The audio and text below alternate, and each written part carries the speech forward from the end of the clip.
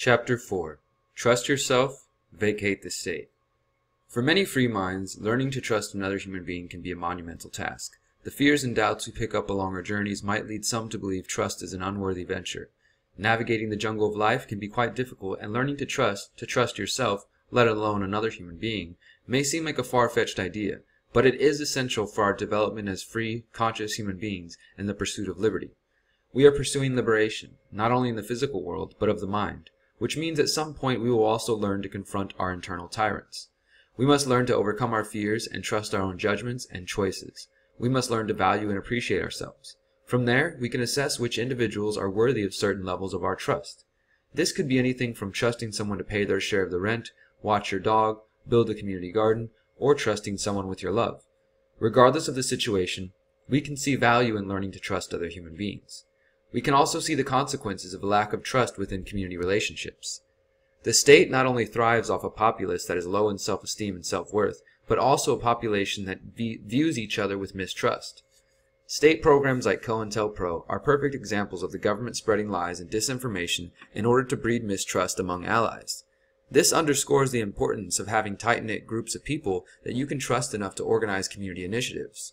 We call this group a freedom cell, an idea which we will elaborate upon in Book 3 of this series. So how do we avoid this? How do we avoid becoming full of doubt, mistrust, and unfounded fears? Our minds can be our greatest enemies when it comes to trust. We have powerful minds and imaginations capable of dreaming up our most surreal fantasies and our worst nightmares. Many of us are still healing from deep scars created from misplaced trust. These scars can last a whole lifetime if we choose to allow it.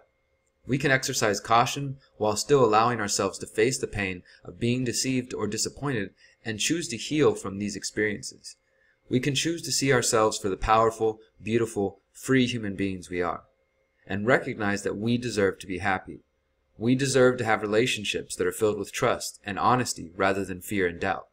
The state only offers a one-sided relationship that does not require trust because the authorities will impose their will regardless.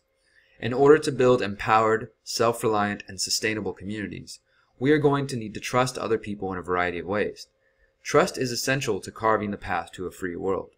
As we work to trust and love ourselves and our place in this journey, we can encourage the same behavior in others. This will only make creating communities based on non-aggression, voluntary association, responsible living, and empowerment that much easier. In order to help the world continue to evolve, we need to start at home.